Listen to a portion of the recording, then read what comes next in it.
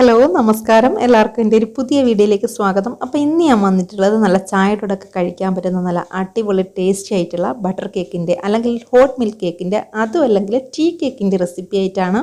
അപ്പോൾ ഇങ്ങനത്തെ എന്ത് പേര് വേണമെങ്കിലും നമുക്ക് ഈ കേക്കിന് പറയാം. കാര്യം ബട്ടർ ചേർക്കുന്നതാണ്, അതേപോലെ തന്നെ നമ്മൾ ചൂട് പാലാണ് ഈ കേക്കിൽ ചേർക്കുന്നത്.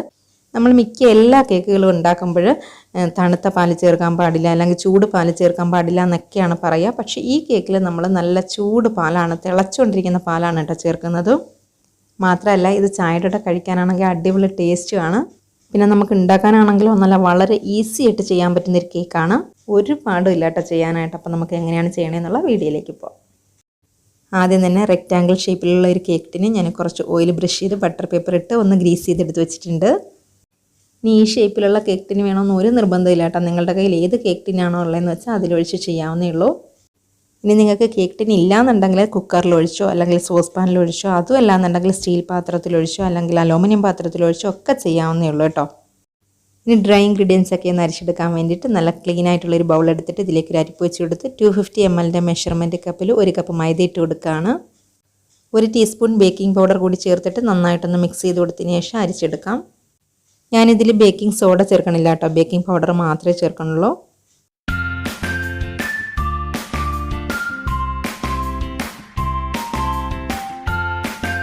ഇത് സ്പൂൺ കൊണ്ടൊന്ന് മിക്സ് ചെയ്ത് കൊടുത്തതിന് ശേഷം സൈഡിലേക്ക് മാറ്റി വയ്ക്കുക. എന്നിട്ട് നമുക്ക് വെറ്റ് ഇൻഗ്രീഡിയൻസ് ഒക്കെ ഒന്ന് റെഡിയാക്കി എടുക്കാം.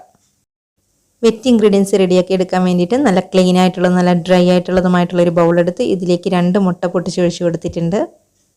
ഇനി ഇതിലേക്ക് 1 പിഞ്ച് ഉപ്പ് ആഡ് ചെയ്ത് കൊടുക്കാം. നമ്മൾ ഈ കേക്കിലേക്ക് ബട്ടർ ആഡ് ചെയ്ത് കൊടുക്കുന്നുണ്ട് കേട്ടോ. അപ്പം ഞാൻ ചേർത്ത് കൊടുക്കുന്ന ബട്ടർ അൺസാൾട്ടഡ് ബട്ടറാണ്, അതുകൊണ്ടാണ് ഞാനിപ്പോൾ ഉപ്പ് ആഡ് ചെയ്ത് കൊടുക്കുന്നത്. നിങ്ങൾ സാൾട്ടഡ് ബട്ടറാണ് ആഡ് ചെയ്ത് കൊടുക്കുന്നതെന്നുണ്ടെങ്കിൽ ഉപ്പ് നമുക്ക് കേക്കിലേക്ക് ആവശ്യമില്ല കേട്ടോ. അപ്പം നിങ്ങൾ ആഡ് ചെയ്യേണ്ട ആവശ്യമില്ല. 1 ടീസ്പൂൺ വാനില എസൻസും കൂടി ചേർത്തിട്ട് നന്നായിട്ട് ഒന്ന് പതഞ്ഞ് വരുന്നിടം വരെ ബീറ്റ് ചെയ്തെടുക്കാം. ഇതായിപ്പോൾ ഒന്ന് പതഞ്ഞ് വന്നിട്ടുണ്ട്. ഇനി ഇതിലേക്ക് 250 ml മെഷർമെൻറ്റ് കപ്പിൽ 3/4 കപ്പ് പൊടിച്ച പഞ്ചസാര കുറച്ചായിട്ട് ചേർത്ത് കൊടുത്ത് നല്ല ഫ്ലഫി ആകുന്നിടം വരെ ഒന്ന് ബീറ്റ് ചെയ്തെടുക്കാം. നിങ്ങൾ ബീറ്റർ വെച്ചിട്ടില്ല എന്നുണ്ടെങ്കിൽ മിക്സിയുടെ ജാറിൽ നമുക്ക് ഇത് കണക്ക് ചെയ്തെടുക്കാം കേട്ടോ. പക്ഷേ ഇത്ര അങ്ങോട്ട് ഫ്ലഫി ആയി കിട്ടില്ല കേട്ടോ, എങ്കിലും നമുക്ക് നല്ല സോഫ്റ്റ് ആയിട്ട് തന്നെ ചെയ്തെടുക്കാൻ പറ്റും. ഇതായിപ്പോൾ ആയിട്ടുണ്ട്, നല്ല ഫ്ലഫി ആയി തന്നെ കിട്ടിയിട്ടുണ്ട്. ഇനി ഇതിലേക്ക് 2 ടേബിൾ സ്പൂൺ റിഫൈൻഡ് ഓയിൽ ചേർത്ത് കൊടുക്കുകയാണ്.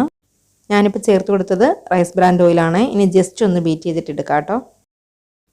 ഇനി ഇതിലേക്ക് നമ്മൾ നേരത്തെ അരിച്ച് മാറ്റി വെച്ചിരുന്ന ഡ്രൈ ഇൻഗ്രീഡിയൻസ് ഇല്ലേ, അത് കുറച്ചായിട്ട് ചേർത്ത് കൊടുത്തിട്ട് നന്നായിട്ടൊന്ന് ഫോൾഡ് ചെയ്തെടുക്കാം.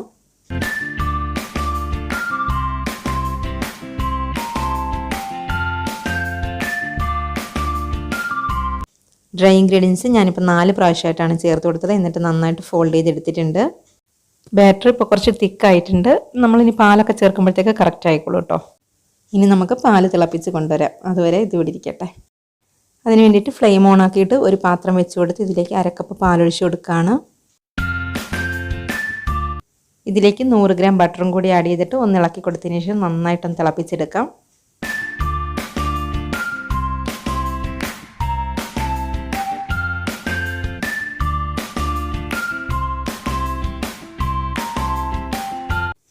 ഇപ്പം ബട്ടർ മെൽറ്റായി നല്ലതുപോലെ തന്നെ തിളച്ച് വന്നിട്ടുണ്ട്. ഇനി ഇത് നമ്മൾ നേരത്തെ റെഡിയാക്കി വെച്ചിരുന്ന കേക്ക് ബാറ്റർ ഇല്ലേ, അതിലേക്ക് അങ്ങ് ഒഴിച്ചു കൊടുക്കാം.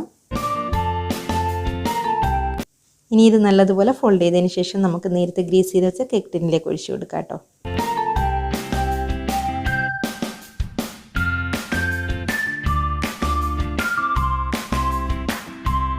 ഇത് നല്ലതുപോലെ ഒന്ന് ടാപ്പ് ചെയ്ത് കൊടുക്കാം.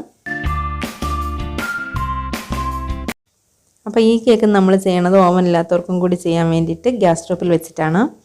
ഫ്ലെയിം ഓണാക്കി ഒരു പാത്രം വെച്ച് അതിനുള്ളിൽ ഒരു സ്റ്റാൻഡറൊക്കെ വെച്ചിട്ട് പാത്രം അടച്ച് 10 മിനിറ്റ് മുന്നേ ഞാൻ ഒരു മീഡിയം ഫ്ലെയിമിൽ പ്രീ ഹീറ്റ് ആക്കാനായിട്ട് വെച്ചിട്ടുണ്ടായിരുന്നു കേട്ടോ. ഇപ്പോൾ പ്രീ ഹീറ്റ് ആയിട്ടുണ്ട്. ഇനി നമുക്ക് കേക്ക് ബാറ്റർ ഇതിനുള്ളിലേക്ക് ഇറക്കി വെച്ച് കൊടുക്കാം. പാത്രം അടച്ച് ലോ ഫ്ലെയിമിൽ 20 മിനിറ്റ് വരെ ഒന്ന് ബേക്ക് ചെയ്തെടുക്കാം. ഇതായിപ്പോൾ 20 മിനിറ്റ് ആയിട്ടുണ്ട്. കേക്കിൻ്റെ നല്ല മണം വരുന്നുണ്ട്. നമുക്കിനി ഒന്ന് തുറന്ന് നോക്കാം, ഒന്ന് ചെക്ക് ചെയ്ത് നോക്കട്ടെ. ഇതാ കയ്യിൽ ഒട്ടിപ്പിടിക്കുന്നൊന്നുമില്ല, നല്ലതുപോലെ തന്നെ ബേക്കായി കിട്ടിയിട്ടുണ്ട്. എനിക്കിപ്പോൾ 20 മിനിറ്റ് ആയപ്പോൾ തന്നെ ബേക്കായി വന്നിട്ടുണ്ട് കേട്ടോ. പിന്നെ ഓരോരുത്തരുടെയും ഫ്ലെയിമൊക്കെ അനുസരിച്ച് വ്യത്യാസം ഉണ്ടാവും. ഒരു 2-3 മിനിറ്റ് അങ്ങോട്ടും ഇങ്ങോട്ടൊക്കെ ഉണ്ടാവും. അപ്പോൾ അതൊക്കെ ഒന്ന് നോക്കിയിട്ട് ചെയ്യാം കേട്ടോ. ഇപ്പോൾ കുറച്ച് ചൂട് മാറിയിട്ടുണ്ട്. ഇനി ഇത് കേക്ക് ടിന്നിൽ നിന്ന് പുറത്തെടുത്ത് ബട്ടർ പേപ്പറൊക്കെ മാറ്റിയിട്ട് പ്ലേറ്റിലേക്ക് വയ്ക്കാം.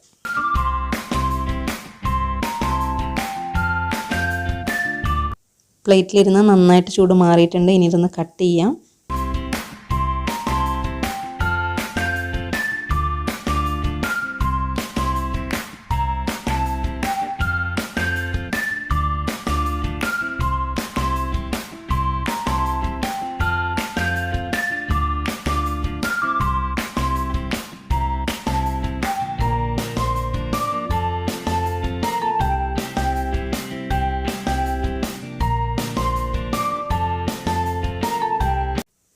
നല്ല അടിപൊളി സോഫ്റ്റ് ആയിട്ടുണ്ട്. കേക്ക് കഴിക്കുമ്പോൾ ഒരു ചായയൊക്കെ കുടിക്കാമെന്ന് വിചാരിച്ചിട്ട് ഒരു ചായയൊക്കെ എടുത്ത് വെച്ചിട്ടുണ്ടേ. നല്ല സോഫ്റ്റാണ്. ഇനി ടേസ്റ്റും കൂടി ഒന്ന് നോക്കാം.